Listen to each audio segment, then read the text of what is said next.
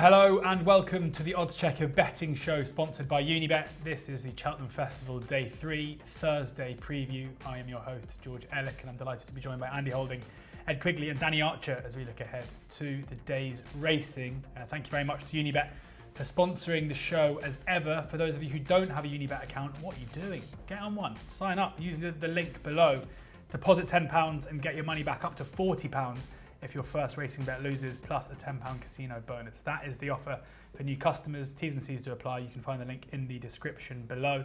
We've done day 1 and day 2 already, so we're going to get straight into day 3. I'm sick of the sight of these guys already. I'm sure they feel the same about me. And we're going to kick off with the Turners. Andy, you are oddschecker's resident tipster, so I'm going to give you first run in the first. But Mighty Potter is the 5-4 favourite ahead of El Fabiolo. Again, because we're recording this on Wednesday, when reading out the market, there are a lot of runners here who will not be destined to run. Banbridge 7-2, Appreciate It 9-2, Cigar 13-2, Stage Star 11-1, Journey with Me 12-1, Balco Coastal 12-1, James de Burley and Adamantly Chosen both 14-1. Obviously, Unibet are non-runner, no bet, so we have that going into this. Mighty Potter will be pretty popular with plenty of punters ahead of the week. Where do you stand? Similar to Jerry Colomb, pros and cons, and I think if I'm looking at staring down a barrel of 6-4 or under, I want absolutely all my ducks in a row when it comes to taking a skinny price about one. On his Drinmore form, he wins, simple as that. On soft ground, he beats Banbridge, again I think pretty simple as that. But there are grounds to say that Banbridge, under a slightly different set of circumstances, particularly around Cheltenham, has got a chance of not only bridging the gap, because he was beaten 18 lengths at Fairyhouse, but maybe turning the form round. Mighty Potter has looked really good since winning the Drinmore, really good at the DRF. Love the way he stayed on, proper horse, great engine, good attitude. But then again, his only flop in his career was at Cheltenham last year when he was faced at championship level at Cheltenham. And he waved the white flag at the top of the hill. A little bit too alarmingly early for my liking. Boiled over in the prelims. That didn't help. He could do it again. Yeah, who exactly, knows? yeah. It's a worry. Well, like I say, when you're looking at taking 11-8, I've got to make sure that there's no stone unturned here. There's not but he could do this, he might do that. I want to be absolutely making sure everything's all in line. Whereas Banbridge, I thought he ran a really nice trial for this race at the DRF over 2 miles, which was too short for him. Now, a lot of people have said, oh, well, he only picked up the pieces late on and what have you, and Appreciate It was in the thick end of the battle a little bit longer than Banbridge. But I'm not necessarily buying into that theory. He just isn't a 2-miler. Appreciate It, for me, didn't get the trip. And if you put an extra 4 furlongs onto that race, there's no doubt in my mind Banbridge would have beaten Appreciate It by double digits, and yet they're both sort of trading around about the same price, sort of 7-2, 4-1. Plus the fact Banbridge has got Cheltenham Festival experience, which is very, very important when you're looking at this race. And he's 2 for 2 at the track. He's 2 for 2, courtesy of a victory in the Martin Pipe, and he jumped immaculately when he won early on the season, over 2 miles as well, against quicker horses. I mean, Tommy Zosker's no mug. Tommy Zosker literally slipstreamed him into the straight, and he left him for dead. He was good enough to run in last year's champion hurdle. So, weighing up all the options here, I think Banbridge is the one. He was 4-1 the other day, and I thought that was a really good, each way bet. I'd still look to put him in some each way multiples with 1 or 2 of the ones I've mentioned. Yeah. Because I do think this race will cut up to 8 or less. The other one is Balco Coast, still ties in with the Jerry Colomb form. Thought he ran really well in the Scilly Isles. He reminds me of that horse of Nicky's. I can't remember his name now. Oh, Master, help me out here. Mr. Fisher. Mr. Fisher, all right, yeah. He's just, sorry, I got there in the end. Favourites, yeah. You've just gone all white, sorry. Yeah. Go for a lie down, he's a similar type to that, where I think, he'll run well in a race like this, and I think Balco Costa will, but I've backed Banbridge, and I might do again on the day if I can get close to 4-1, and I know the ground's not going to be too bad, because I think he doesn't want it too soft. 7-2, Banbridge is at this stage with Unibet. Ed, how are you seeing it? No strong views in the sense that, again, I think this could end up being 6-7 runners. I think it's between the top two. So if I'm backing a Stage Star or a Balco Coastal, in my view, I'm kind of playing for one place. So I've never liked to kind of go down that route. So if the ground is more good than anything in it, I do agree with Andy to a large extent now. I think there are valid reasons why Banbridge will at least narrow the gap significantly from that 18 lengths at Christmas, before Christmas in the Drimwell, where the ground was desperate.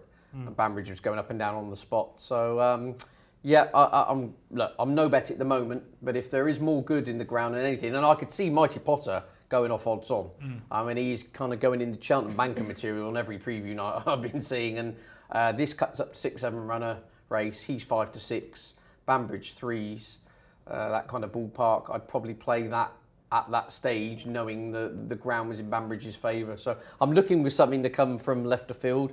I genuinely am struggling. So a tentative nod for Banbridge, but powder dry at the moment. Powder dry. Danny? A bit like Ed, quite similar really. I think powder. Mighty Potter probably will win. I was, Banbridge was the obvious eye catcher in the Irish Arkle, as Andy's made the strong case for him already 2 from 2 at Cheltenham. I can see him running really well, but maybe it might just come down to ability. Maybe Mighty Potter just might prove better than him. He might just be the better horse on the day instead of, looking at it from other angles. Appreciate it runs here because they've just taken him out of the Arkle. But he's a 9-year-old, which would be a massive... He's not getting any better, no, is he? he's I not. don't think. Balco Coastal, Nicky Henderson actually put that one up at the Gallop this morning. He wasn't even there, the horse, but he said he will come on a ton for Sandown. So maybe at a price he's one to have a look at. But I think it's between Mighty Potter and Banbridge, but maybe just Mighty Potter. He's the apple of Gordon Elliott in the team's eye. Maybe he just is too strong. Big festival for Gordon as well after the last couple of years. The Mighty Potter, the big hope, especially on the Thursday as well. 5-4 favourite with Unibet and Mighty Potter. Banbridge, as we say, 7-2, top end of the market where you're looking for that one. We've got 2 of your best bets in the Pertemps. We've got... Always happens. Yeah, I know. Typical. Shoot First is a 3-1 favourite ahead of Thanks for the Help at 11-2. Maxxum 7-1. Walking on Air 7-1. The Bosses Oscar 8-1. Salvador Ziggy 8-1. We've also got Percival Agalios in there as well at 11-2. But we'll start with Shoot First, and shooting first is Danny Archer. Well, you could have done one of them, couldn't you, for that one as well? Obviously. Yeah. Shooting archers, going off. When Andy was in Lapland, I dialed in from Morocco, and the horse. Oh, of course, I was keen on a horse there on Boxing Day. We flew home Boxing Day, but just your room service went off exactly, just as you were in the middle. Yeah. Just before I got the flight, Thanks for the Help. I was all over at Wetherby, but something came amiss as I had wind surgery and did bolt up at Chepstow. Will just about sneak in, I think, off 1-8 with the new rules in the Pertemps. Probably wouldn't got in other years, but has snuck in. So that's the one I fear. But Shoot First, the form of that handicap has worked out very, very well. Ireland have won 6 of the last 7 runnings. He beat Botox Has, who then won a big pot at Haydock. He's up £10 for that victory, but I just think he's open to loads of improvement. He was dossing on the run for home, and I think there's plenty more to come. And they haven't run since. Charles has been happy with him to just leave him and have a tilt here. And I think the third, On to Lure, John Joe O'Neill, he's the one at an each way price. He stayed on really strongly behind Shoot First. They've also just happy to leave his handicap mark at 139 for John Joe O'Neill. So they would be my 2 against the field. It's an intriguing betting heat because Maxxum, when he won at Leopardstown at Christmas, he was the 3-1 favourite for this. Then he disappointed at the DRF. So it's been a market which has changed a lot, and I know Walking on Air has been one for good support in recent days. Nicky also gave a good nod to His Majesty the King Steeler March. So there's plenty of bigger prices, but I think that form from Cheltenham in October could hopefully come to fruition in March. Shoot First, the one for the Archer, and then the man who walks on air. Walking on air. I think the horse has got major claims. I see Nicky Henderson saying he's going to do a Willie Mullins and run 5 or 6 in the race. I thought it was quite amusing. I think this horse is a serious player. I mean, lots was thought of him last season, wasn't it? I mean, he was sent off 9-2 to win that Aintree Grade 1. He missed the Ballymore at the 11th hour with a little bit of a setback. And it's just always a horse, I've got to admit, has been more hype than substance until recently, where the penny really dropped at Exeter, where over 3 miles, he jumped superbly. He was just spot on. And it was the first time in his career where he'd sorted everything out in the jumping department. I mean, he travelled round like a proper graded horse in a handicap. I mean, Nico hadn't moved a muscle on him on that occasion. That was off 133. He quickened up nicely to get the job done. Now I thought he was going to get absolutely clobbered by the handicap, and he's only got £5 for it. He gets in here off 138. I think that's potentially very lenient. Beautifully bred, should get this trip. Related to a whole host of 3-milers. The dam was refinement, of course, who was 2.5/3 miler. And just everything about this horse, he's unexposed. He screams improvement over this trip. He screams improvement to me off 138. And he's going to take the same route as Fingal Bay won that extra race back in 2014 en route to Cheltenham Festival glory. And I can see a similar kind of thing here. So walking on air each way 7-1. I find it hard to boot him out of frame for clear round. He will travel as well as anything into the race, coming to 2 out. If after that a handicap has caught up with him, then so be it. But my gut feeling is that's a bit of an error. I'd be shocked if he wasn't a 145 plus horse. To be honest with you. I mean, Nicky Henderson said in his pre-season, I always dig out these pre-season notes from the owners' days and things to see because I always think the initial thoughts of trainers is, not the PR side of things when they're in front of a camera, what they kind of think off the cuff and what they say. He said his owner's day, he thought his horse was a stayer's hurdle horse. That was how good. He said, nothing could really live with it when we work it at home. He's not ended up at that level, but off 138 in a handicap. I'd be shocked if he's not £10 better. Now, there could be about 9 Irish horses who are £10 better, in which case I'm going to have a really good value fifth in here. But walking on each way 7-1, I'll be mortified if he doesn't place at least. Interesting you mentioned the notes there, because on Unibet you'll find that ambassador blogs every single day of the festival with both Nico de Boinville and Nicky Henderson. So it'll be interesting to see what they both say. That might be the PR. Well, that's just the final point on that. Actually, with Nicky Henderson saying he's going to run 6 in the race, Nico's obviously got a choice to some extent of what to ride. I haven't seen a book on it, but I would make it strong favourite he rides walking on edge. I just think he's the Henderson representatives. I think he's one with the most upside relative to his handicap mark. And that's an each way bet from Ed as well. And this is one of the 3 races on the Thursday's card where Unibet are paying an extra place. The Pertemps, the Plate, and the Muir all paying 5 places as it stands. 7-1, 5 places for walking on air. So that's shoot first, walking on air. And my selection, for what it's worth, or selections, I would be a little bit concerned about one stat out there for shoot first, and that's no horse this century has won the Pertemps Final having qualified at a Cheltenham qualifier. I didn't know that one. No, that's I've got plenty here. Where's that one? Start again. Where's your notes when you need it? Get rid of them. So that would be a little bit of a worry for shoot first.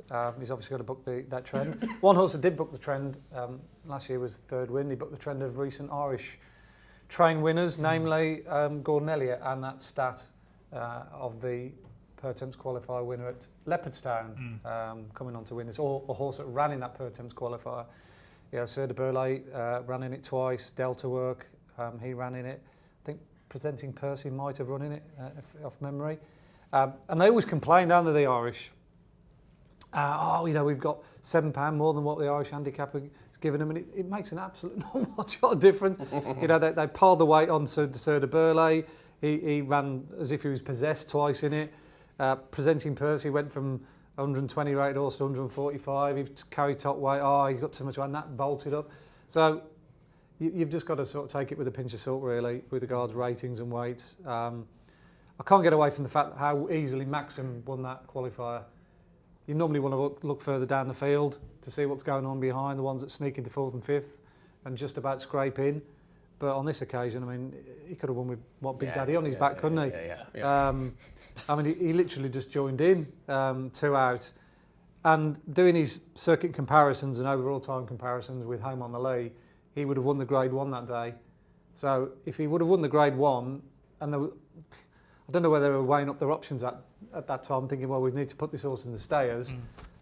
Reading between the lines, I don't really think that Gordon Elliott cares what weight he's got with this horse, because he asked him at the press today, is there any of your horses that he thinks badly treated? And he just said, no, can't complain. Where normally you just say, Maxim's got £7 more than he should have done, which is bizarre, really, because he won and went up to 138, and then the handicapper has given him 145 after getting battered at Leopardstown by Percival de Gallois. But he did get an absolute horrible run through that day. He ran the inside, horses dropping back in his lap. It was a nightmare. I mean, Luke Dempsey rode. It could have probably, he was probably calling all the jockeys around him, all the so-and-sos under the sun. I do respect Percival de Gallois, who was behind Maxxum that day. And when he got his better ground at the DRF, he was a much better horse. And he's a real smooth traveller, Pertemps. I think he's your archetypal solid each way bet on the day. If you can get 6-7 places for him, around about 8 to 1, I think he'll be placed because he'll definitely get there going well down to the last. But if that Maxxum runs to the level that he did at the previous meeting, then I think he'll probably win, and the softer the ground, the better for him as well. Yeah, Maxxum 7 to 1 with Unibet. Pertemps is 11 to 2 as it stands. So need a bit of a drift. To get I think that they price. will. Once the day of the race comes, you'll be 8 to 1 the field that race will. On to the Ryanair now, and Shishkin, the returning hero after that unbelievable performance last time, is the 8 to 11 favourite, ahead of Conflated at 5 to 1, Blue Lord 11 to 2, Fury Road 6 to 1, Janadil 7 to 1, 10 to 1 Fakir Dudaries, 12 to 1 Autumn Couleur and Envoy Allen. Ed, we'll come to you first for the Ryanair. Shishkin, obviously sure to be popular on the day, couldn't have been more impressive last time. Talk that possibly he could bounce after that last performance. Where do you sit? Who knows? I mean, yeah, he's had a whole well-documented history of injury problems, hasn't he, and setbacks. But cut to the chase. If he turns up like he did last time out, this is a foregone conclusion. But obviously, going back to the October show and my list of very good anti-post value losers, Blue Lord 22 to 1. I think actually my quote was he's the 22 to 1 favourite for the race. I'm almost like 90% right there, aren't I? I want to take the moral victory out of that, because then this Seven Barrows horse called Shishkin does a U-turn, does a better comeback than David Hay, and is absolutely look. Shishkin runs to Shishkin, he wins. But Blue Lord 11 to 2, I can't knock him out the frame. I've been saying for harping on, boring everybody senseless. I think they've been running him over the wrong trip as a general rule. I think he wants 2.5. They tried him over 2.5 in the Clon Mile Chase at the start of the season to see whether he got 2.5 miles, and he outstayed the stare on that occasion. Tornado Flyer, previous King George winner, on very soft ground. He pulled hard, Blue Lord, and yet still found plenty in reserve when he was asked to go and win the race in the closing stages. I think over 2.5, I think he'll give Shishkin a fright. I don't think this will be as plain sailing as we're led to believe, but I've got it between those two. Is there any chance that, just looking now at the exchanges, and he's trading at kind of 9.8, which, I mean, obviously he's still got an entry for the Champion Chase, but you wouldn't think he'd go there. But well, there's still the chance. A bit of a noisy drift. There's always the chance. I mean, obviously, as a win-only price, that's reflective, isn't it, against Shishkin's dominance. And there is an argument, there is an argument in many quarters that Shishkin still value it. A shade of odds on 4 to 5 or whatever. That if this race cuts up, I'm buying or selling at 8.5 runners going through it. No, I'm being serious. I think we're looking at 8 or 9 going to post, of which I think there's 4 or 5 credible challengers. But Blue Lord. Again, it's going to be an 8-runner race. If he can't finish in the top half of the field there, I would be shocked, to be honest with you. So it's a bit of a cop-out. It's a bit of an account closer, but 11 to 2 each way. And Blue Lord, I think you've got the each way bit secure, personally, and you're having a free tilt at Shishkin, who, if for whatever reason he can't back up the runner 3 weeks ago, then the whole race falls wide open, doesn't it? So, Blue Lord each way for me. Blue Lord 11 to 2, that's best price in the market with Unibet there. Andy? I'd be along the similar lines to Ed of trying to find something to beat Shishkin, or certainly look for a bit of a value alternative. It just depends on what kind of Shishkin turns up, isn't it, really, here? Similar to Liverpool the other day, everyone's all of a sudden, I'm using that as an analogy, but I'm a Liverpool fan, but everyone all of a sudden thinks, that's going to kickstart their season, and they're a different team than what they were. But it was the same front line that played against Brighton that got beat 3-0. It was the same front line that played against Wolves and got beat 3, and it was the same front line that got beat 5-2 against Real Madrid. All of a sudden now they're recency bias. Yeah, it's massive recency bias, and it's the same with Shishkin, isn't it? Of course, if he runs to the same level, he's got a favourite chance. But Nico did push him hard all the way to the line. I watched a video again today, and I think that was a little bit unnecessary to win by as far as he did. So he's had a hard race in a quick time, and it's only a 26-day turnaround. That's one thing just sort of nagging at the back of my mind. Look, I'm like Ed with Ned. Ed. I've been cool with I think he's the kind of horse that no part of me wants to have anything to do with that kind of price. We always look for value, don't we? Intrinsically, we're always looking for horses that are much better value. And I'd go with Janadil. His 2 best time figures that we've got give him a real sporting chance here, particularly his run behind Allaho. I think Allaho's a better horse than Shishkin. That's one for a debate for another day. But the time figures that we've got, Allaho achieving in his 2 victories in the Ryanair, far surpass anything that Shishkin's ever done over fences. So that puts Janadil right in the mix here. Better than Blue Lord as well. We haven't got Blue Lord running as quick as Janadil. And Janadil was supposedly in need of the run the other day. When he ran at Gower, and he came from last to first to beat Orkaloo, who's no bad back number. So I think his run in the Ryanair last year entitles him to be in the first 3. So whatever beats Janadil will probably win. Janadil 7-1, so a couple of each way angles there, and Blue Lord and Janadil against the favourite here. You've been flying the flag for the Great British Hopes so far on these shows. I love these championship races in the Brits. Yeah.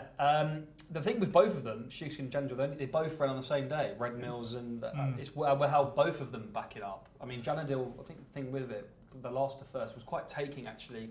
The turn of foot that Janadil showed to come through and score. I think Shishkin, listen, he looked back to his best. He attacked the fences with vigour. He relished the step up and trip. He's got that rare bone condition. There's other concerns about him turning this round. But on all known form, he should win. But at 8-11, what price have you got? 8-11. Yeah. I don't really want to get involved. Fury Road, obviously in here really because of the sponsors. He's run 2 good races over 3 miles this year, but I can't fancy him. I see the case for Blue Lord.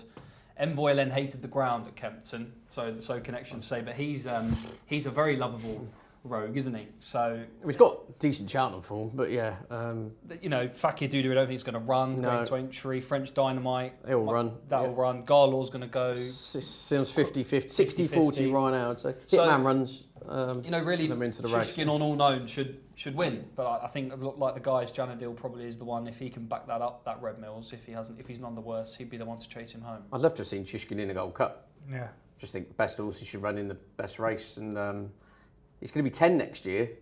I just wondered there could be a little bit of what if. Yeah. I know we're always looking ahead here, but there's a bit of the votors about if Shishkin just comes out, romps home 15 lengths, they're all going to kind of look at each other and think, crikey, should we have been in the Gold Cup? But if that happens, then he goes straight for the King George in December and then wins that. That's what I'm saying. But as a 10-year-old, then the stats boys, he'll be writing a 20,000 word essay. But just a personal thing. I'd love to have seen him in the Gold Cup. Plenty of stamina on his side, but look, they're going for the race they got. Well, statistically, and the market would say they have the best chance of winning. So yeah, totally get it. And but he clearly has thrived. Getting out of 2 miles. Training performance to get him back. Oh, I mean, it's mad. It's whether he can back it up. If you're happy to take 8-11, fair play to you. Yep. On to the stayers now, where we've got Blazing Khal, who is the 11-4 favourite ahead of Tiapu at 7-2.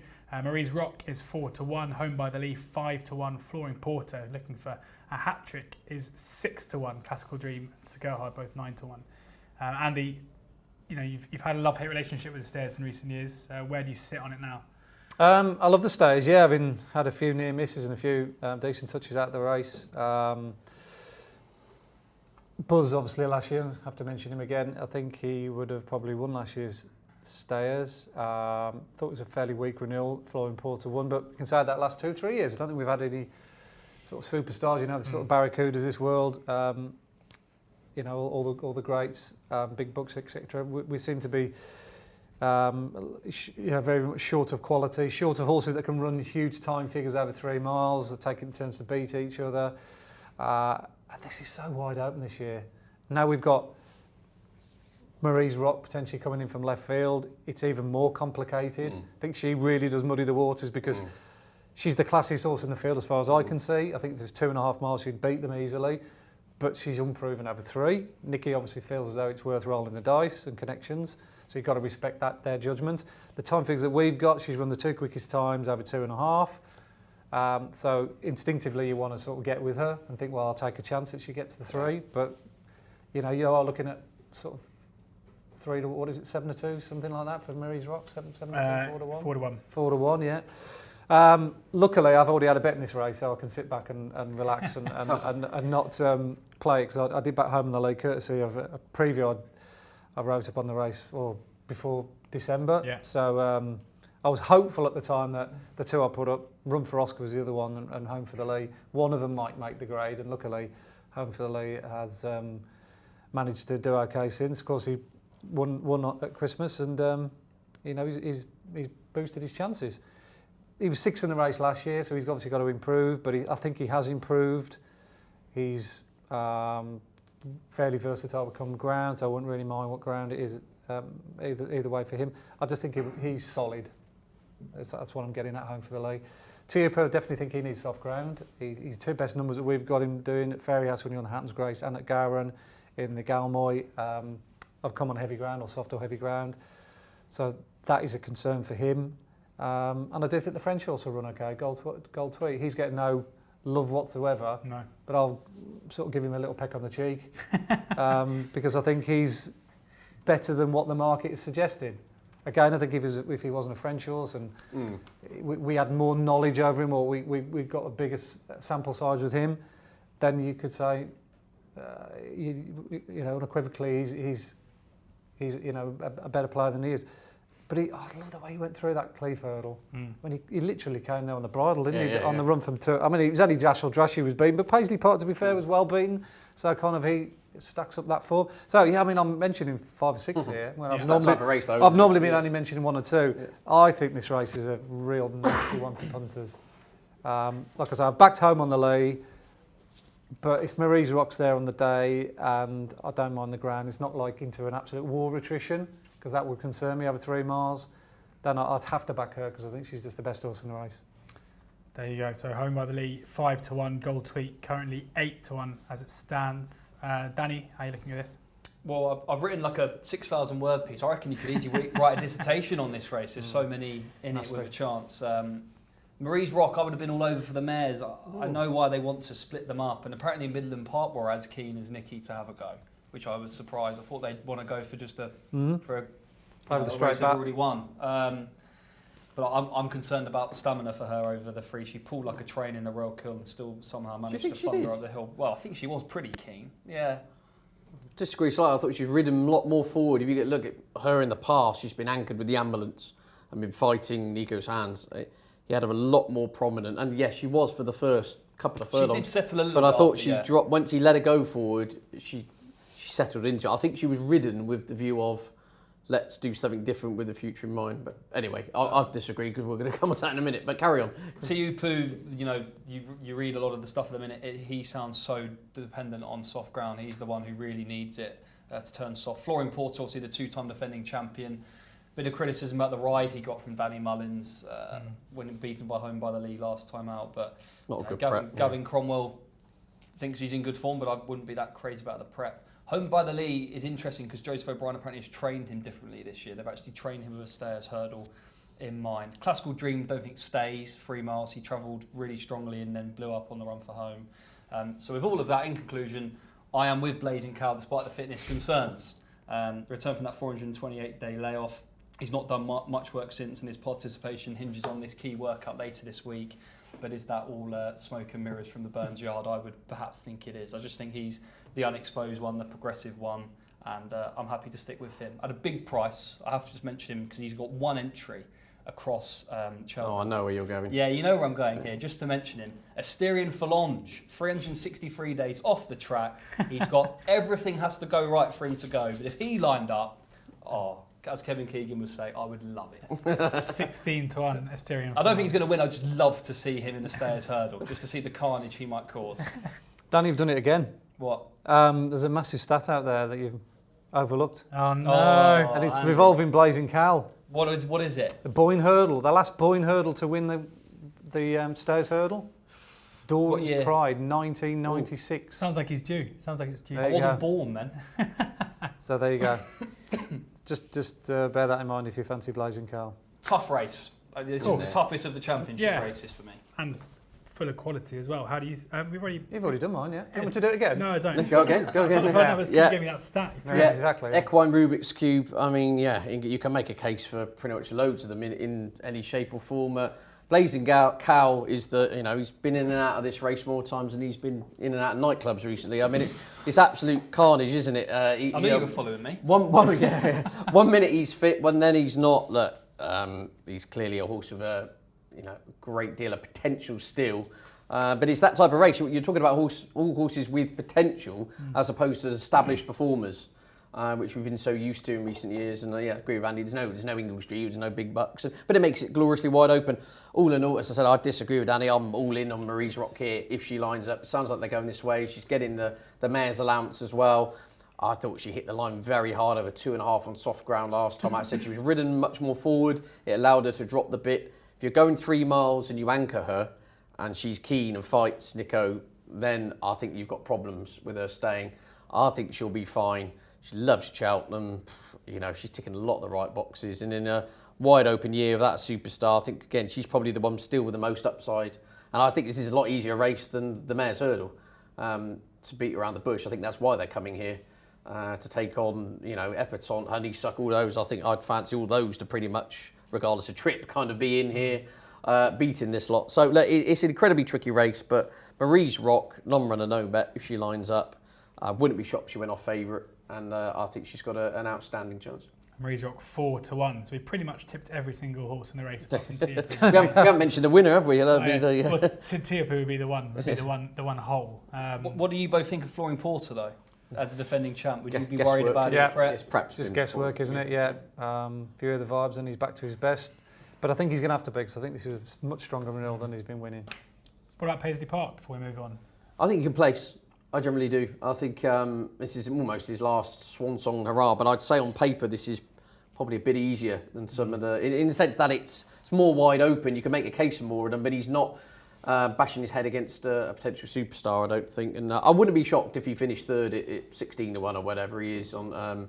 He'll hopefully come with his late customary rattle. I mean, if he did win, just imagine roof would come off the stand whether you backed him or not. But yeah, I mean, as an 11-year-old, Father Time's probably against him. But I think he will run a lot better than he did in the trial, put it that way. But hard to envisage him seeing off all these in order to win it. But I'll go Marie's Rock, and if old Paisley finished third, he'll get an outstanding reception coming back into the probing. Hard to think of a more popular site than Paisley Park. Around the outside, suddenly being scrubbed along, takes flight. That'd be great. It's the front. On to the plate now, the plate handicap chase, where So Scottish is the 7-2 favourite.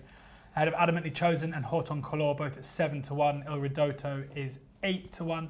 Stage Star 9-1. Balco Coastal and Midnight River and Fugitive and Fast or Slow all 10-1 as it stands. Ed, will stick with you. I've not had a bet yet, but I've got 2 on the short list with the view that if they line up, very short list. I'm backing them. A very short list, not even a list this time. Yeah, absolutely. Number 1 is Kill Crut, I touched upon earlier.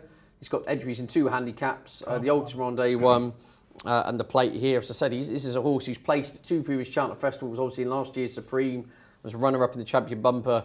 We've been discussing at length about Irish horses getting a kind of £7 to £10 markup from the British assessor. Well, he's been given £1. I wonder if that's just kind of dangling the carrot. They've got to have a go at a handicap here. I have no idea whether he's on the boat or the ferry or whatever he comes over on. But either way, if he lines up, I will back him. And the one with the massive asterisk who's been burning up my notebook for a long time here will be Ferrero Bombu for Venetia Williams. Third in the Grand Annual last year, of which he holds an engagement in the same race this time around. But that third was off 141 last year, £6 lower coming to this year's Cheltenham Festival. Venetia's got this horse incredibly well handicapped. Now, if you watched that race back last year, remember that was in the Somme, wasn't it? That was in the ground. That was absolute mess. He was outpaced over the minimum trip on the old course and plugged on into third. I've just please go 2.5 miles this horse. This season, 2 miles running on, 2 miles, 2 miles. As soon as this horse goes to 2.5, I'm convinced there's a stone of improvement in him. Venetia's got him £6 lower than last year. He will be one of my bets of the day, if not the festival, if he runs. I've got no idea if he does or not. He could go the Grand Annual route and they think, look, we were third in the race last year, let's have another crack at it. But Ferrero Bombu, over 2.5, with a little bit of cut in the ground, would be tailor-made for this race in my view. And Venetia's got a decent record in this as well. So, yeah, Ferrero Bombu, Kilcrut, 2 asterisks if they line up. I'm backing them both. Would you want, I mean, obviously won on heavy ground before, came third on heavy ground last year as well, but stepped up and chipped. Would the rain put you off? Would you see it as a positive? I'd want some form of juice in the ground, Yeah. absolutely. I'm over the trip, I'm not so sure the ground would matter so much. I mean, the fact the horse was... Ferrero Bombu was flat to the boards over the minimum trip on the deepest ground you're probably going to run on at Cheltenham for many a year. Yeah. And it was only his stamina which really kicked in the closing stages. So, yeah, if you've got a soft ground, good to soft in places, plates. As soon as this horse goes over the 2.5, I'm sure he's going to leap forward. So, yeah, Ferrero Bombu, Asterix, best bet of the day, Asterix, if he runs Asterix. Ferrero Bamboo 12-1, Kilcrit also 12-1. Danny? I'm taking on the favourite. I was very unimpressed with Go Scottish at Carlisle back in October, but did then stay on well over an inadequate trip behind Boot Hill at Ascot. Needs every yard of this, and does need good ground, I thought. So I just thought it was worth taking on the favourite. One stat here, maybe I can redeem myself, Andy, is the past 4 winners of this event had won at Cheltenham earlier in the season. So that bodes well for Il Ridotto and Midnight River. But despite all that, I made a case on one of the other shows. If Fast or Slow runs here, I think he's got a right shout for Martin Brassel. Isn't a novice this year because he won over fence as a 3-year-old in France, and they've struggled to place him, finishing well beaten in the John Durkan and the Dublin Chase. When he was second at Cheltenham last year, he had the application of a tongue tie, which has been missing this year. So if they put that back on him, off 150 here, he got raised £3 by the British handicapper. I'd be with him and Fugitive for Richard Hobson. Ran well behind Il Ridotto last year. Richard's horses weren't in great form last year, so they're quite well handicapped. He wants deep ground, does he? Yeah, I think so. Yeah. So that would be the only concern. But I think he was second in good ground at Cheltenham in November, but those two probably. But I'm not sure Fast or Slow is going to run, which would be very disappointing. Fugitive and Fast or Slow, both 10-1 with Unibet. Andy? Yeah, I've been in sort of dialogue throughout the season with Paul Byrne, previous owner of South Scottish, and we had discussions about that horse early on in the season when he finished second at Boot Hill, and said, how would you assess him or Boot Hill? And said, well, I think he's a graded horse the time he did that day, and he went away and said, okay, fair enough. I think they were quite happy with their mark at the time, and he's subsequently been sold to JP McManus. Read into that what you will, but consequently, he hasn't run since. So I think they've done the sums. They've got him to where they want to get him, and he's off 143 when conceivably he could be on a good deal more. Certainly Boot Hill is, I think now. I'm not sure what he is, but he's got to be mid 150s. 50ish, yeah. I would have thought he's going to sneak in. I think somewhere down the bottom. Don't know who rides. Boot Hill's 149. Okay, yeah. So yeah, he's obviously got a great chance. Unfortunately, everyone has spotted it. I think he was 8-10-1 at the time when he ran behind Boot Hill. I think he was put in favourite then, and all he's done is contract. It's almost like you need a price to see what price he's going to go off. You have to nominate the name, the price of the favourite or the name of the favourite. I think it was named the price for South Scottish. I mean, him and Stumpstan in their respective races on the Thursday. It's just like, it doesn't matter what price you put up there, it just keeps going. And you know what the markets are like close to the time. They just get to ridiculous states. So I've got nothing negative to say about South Scottish, apart from he hasn't run around the track. I agree with Dan with Fast or Slow. If he came here, he'd definitely be on my short list. Those 2 runs over in Ireland and Grade 1s over inadequate trips just stunk of getting him handicapped for one of the races at Cheltenham. And I've got a huge amount of time for That's All Right Gino, who he had an overly hard race the other day beyond in the Pendle beyond Solo. I don't know why they ran him right-handed. He didn't like going right-handed. He was always on the wrong leg. He was jumping out to his left. But his run behind Stage Star here at Trials Day was a really good run, figures-wise, and I liked his tenacity that day. He's still reasonably well handicapped. Just wish he'd had fewer runs, really. I think he's just had a couple of more harder races than desired. So yeah, I thought he was interesting, but I haven't had a bet yet. I've missed all the prices about South Scottish, so I'm just going to wait for the day. But like I say, I've got a few that, depending on whether they run or not, like Fast or Slow, That's All Right Gino, to sort of play around with the prices. That's All Right Gino, 14-1. That's best price anywhere, and is with Unibet for that one. 2 more races on the card. We've got the Mares Novice and then the Kim Muir. Danny, we'll start with you for the Mares Novice, one who's going to be very, very popular in the festival multis. You'd have thought Lucia. I think a few people think that have a fair chance if she went for the Supreme, let alone the Mares Novice. It's 6-4 here. Ashrow Diamond 4-1, Night and Day 7-1. Lot of Joy is actually 11-2, so a bit shorter than Night and Day. You Wear It Well 8-1, 10-1, Magical Zoe and Princess Zoe 14-1 bar those. Yeah, I mean the way I guess it's probably because of the race and you know we saw Dino Blue last year bomb out in this, but the way that people are talking about Lucia and I guess the class that she has maybe compared to her rivals here, it's almost surprising to see her at a backable price. But No. I think she's the most likely winner. I mean the form. What has she beaten is probably what a lot of people would say. She didn't jump as well at Exeter as she did at Newbury. Obviously, Ireland won the first 6 renewals of this. Harry Fry brought it back here last year, and I do think she's got a good chance. I don't think Willie Mullins is. Out of the 3 towards the top of the market, Night and Day, Lots of Joy. Ashrow Diamond's the shortest, but I'd probably like Lots of Joy out of those 3. But I think Lucia is the most likely winner, given her level of form and potentially the talent she has. At a bigger price, I like Magical Zoe for Henry de Bromhead. The good win at Damroyal last time out was a bit of a surprise win actually, returned at 18-1. Race has worked out okay, maybe not the strongest form, but I just thought she was open to plenty of improvement. She's won on soft, she's won on good to yielding, and potentially could be one who's going under the radar. Princess Zoe is interesting given the flat form, but she only dead heated at Punchestown on debut, and I thought that was a bit of a disappointing start to life. Probably You Wear It Well is the other one to mention in terms of the British contingent. But I think Lucia is going to win this, but Magical Zoe each way. It's interesting, Andy, because I mentioned that, and you'll be able to tell us what Lucia's done. You know, Andy talks about what has she beaten, but you can tell us in terms of speed figures how she stacks up against these. But you think of a Mares Novice as maybe being a race where, you know, short price favourites might not perform up to a level, but we saw Limini, Let's Dance and Lorena both justify very short prices a few years ago. Since then it's been a bit less predictable. Where do you sit in terms of Lucia's chances? Excellent chance. I mean, she's top of the figures we've got. She ran to a really good standard first time at Newbury, which is always a sign we've got a proper graded horse. They win a listed race first time out. Her jumping by and large was really good.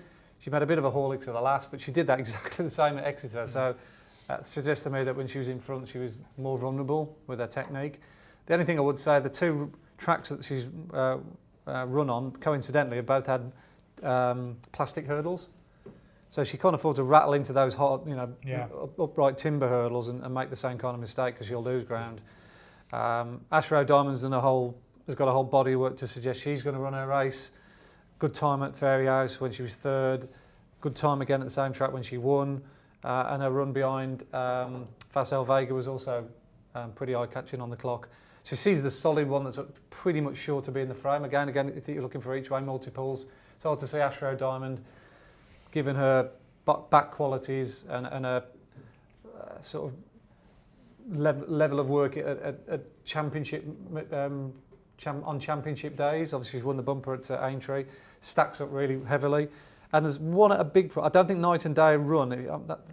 Looking by the exchanges and the betting vibes, I'm not sure she's going to go. If she did, I think she'd be a player. The other one to have a look at, a big price. We got quite a good time figure for Foxy Girl when she won at Limerick. And she strikes me having the same kind of profile. 16-1. Yeah, it's Tell Me Something Girl before she won here. A little bit of a Henry de Bromhead one under the radar. But the form of her race at Limerick that day has worked out really, really well. Willie Mullins horse in excess has won since. There's been 3 or 4. I know there's definitely been 3 or 4 others that come on won maiden hurdles. And she ties in nicely with Liberty Dance, who has gone on to fly the flag at graded and listed levels since. So I think she's quite an interesting one because she hasn't run since that Limerick race. So they've obviously had her had this race on mind for her. And a stat against Lots of Joy is no GB bred horse has won this race. 0 from 62. Wow. 0 from 60. She's by Camelot. She's the only one of the fancied horses at the front end of the market, which is a GB bred horse. And my one. Go on. You Wear It Well each way. She's GB bred. She's GB, yeah. If you just take the collateral form through the dense skeleton there. 16-1 Foxy Girl, for those wondering. Yeah, You Wear It Well. 8-1. Beat She's a Saint by further than Lucia did. I know it doesn't always work out like that, but I think it's a fair barometer that she's a pretty useful mare. She powered clear to win in the Jane Seymour at Sandown last time out, and there was a bit of debate afterwards as to whether they go the Albert Bartlett route, with the mare's allowance, given that she kind of stayed on from the clouds in the Challow on very soft ground. But after discussing it, I think, remember, this is on the new course, more stamina inducing, 2 miles, 1 furlongs, might ride her more prominently here. And I don't think she's a million miles behind Lucia, but that way, I mean, I'd love to have seen Lucia in the Supreme, as you mentioned, but listen to Nicky Henderson, he said he was getting a little bit of flashbacks of a mare, remember 15 years or so ago, called Amaretto Rose, who kind of went down this route and was one of the hot pots on the opening day at the Cheltenham Festival and didn't get the job done, and it came out of a bag cutting her leg, and that was basically a career gone. So I think he's kind of playing it safer, once bitten, twice shy there, and because there is a claim here, you could run the Lucia in the Supreme, that would add even more spice to that race. But you wear it well each way. As I said, if you take the strict collateral form of the Dan Skelter mare, She's a Saint. Factually, you wear it well, beat her by further than Lucia did. Now look, different ground, different day, etc. I get all that, but Jamie Snowden's having a season to remember, and I wouldn't be shocked if she was pitching in there at the end, come the business end of proceedings. So each way for me, you wear it well. And you think the 5 lengths behind Hermes Allen would age pretty well as well? Well, again, I've just said that Challow hurdle form, you can read out how you want, but yeah, I mean, I think it is this, the 2nd, 4th, 5th, 6th, 7th and 8th have all come out and won that Challow in some shape or form. So yeah, it doesn't look the worst renewal of the Challow, put it that way. So you wear it well for me each way. But the breeding? Well, that's done me. That's it. Yeah. Place low. But, you could say the same about Henderson. Nicky Henderson's 0 from 9. Yeah. No, look, that's another stat. If I'm worrying about that, I'm going to stick with it. You wear it well each way. Might not have the raw class of Lucia, but I say that don't think she's as far behind Lucia as the prices would suggest. Finally, for our Thursday preview, it is the Kim Muir, and you must be watching, thinking, where is Andy's best bet of the day? Well, it comes here, and it is the horse that you mentioned a second ago that keeps getting shorter and shorter. Stumptown is a 3-1 favourite ahead of Mr. Incredible at 5-1, Angel's Dawn 7-1, Dunboyne 10-1, Monbeg Genius 12-1. But Andy, Stumptown is the one that you're after. You put him up on this show when we did the Irish Angle a couple of weeks ago. The price has shortened, as I expect. I think there's a difference between my best bet of the day and my strongest fancy. Yeah. Obviously, I've already backed Stumptown. Would I back it at 4-1? No. 3-1, yeah. 3-1, no. I mean, because I think it'll be bigger on the day. So you're asking me to put something up now, then it's not great value. But do I think he'll win? Absolutely, yeah. I should have backed him before he ran at Sand. That was annoying. I think I've told you the story. There was only 3 firms betting on him because nobody had almost heard of him. Stumptown, he come out to Sandown. Everyone's looking at the videos. But the day when he won at Thurles, I put the clock on him that day and compared him to Fakir Duduris. So when they jumped the one in front of the stands and go round and then to the line, he would have beaten Fakir Duduris. And I was thinking, my God, this is a fair horse. Well, he's only rated 120 odd. I thought he was an absolute certainty at Sandown. He proved that. He jumped immaculately. The key to him is good ground. He jumped poorly at Fairyhouse or punches down early in the air when he couldn't get his feet out of the ground or get any traction. But on good ground, his performances have gone up right through the roof. He is a very good jumper, and he's got in here off a fairly workable mark. I think Barry O'Neill's due to ride him, so I've been told. Yeah, I think that's the word on the street. I think Paddy Mullins is going to ride Mr. Incredible. I'm not sure all's gone well with Mr. Incredible with his homework, so I've been told. He has refused to race on the racetrack, and I think that's beginning to show up in some of his homework at home, so I'm led to believe. So if he isn't, he hasn't got both paddles in the water on the day, then Stumptown will obviously have an easier task.